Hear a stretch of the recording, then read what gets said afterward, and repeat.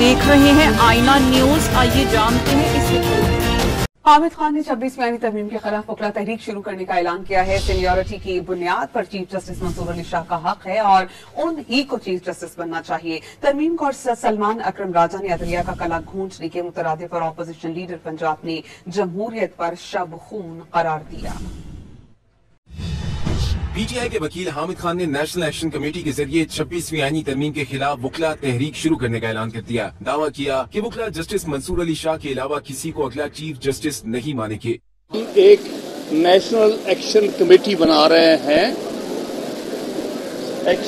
ये तहरीक चलाने के लिए, जिस तरह हमने 2007 में बनाई थी, जिस तरह हमने 2002 में बनाई थी।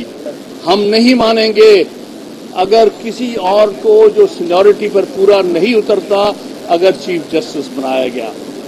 26 अक्टूबर को सिर्फ और सिर्फ मंसूर अली शाह जो कि सबसे सीनियर जज है उसको चीफ जस्टिस वकला बरादरी मानेगी। सेक्रेटरी जनरल पीटीआई सलमान अकरम राजा ने 26वीं आईनी तरमीम को कौम के खिलाफ वारदात करार दे दिया। कल हम सब अब महकूम हो गए हैं, अब हमारे पास कुछ भी नहीं है अपने दिफा के लिए।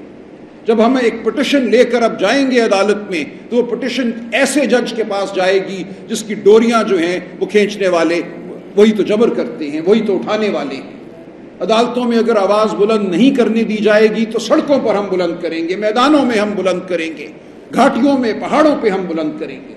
पाकिस्तान का कोई खित्ता ऐसा नहीं रहेगा जहां जबर नहीं होगा। Opposition leader Punjab assembly Malik Ahmad Khan ने दावा किया कि हुकूमत ने तरमीम करके जमहूरियत पर शब खून मारा।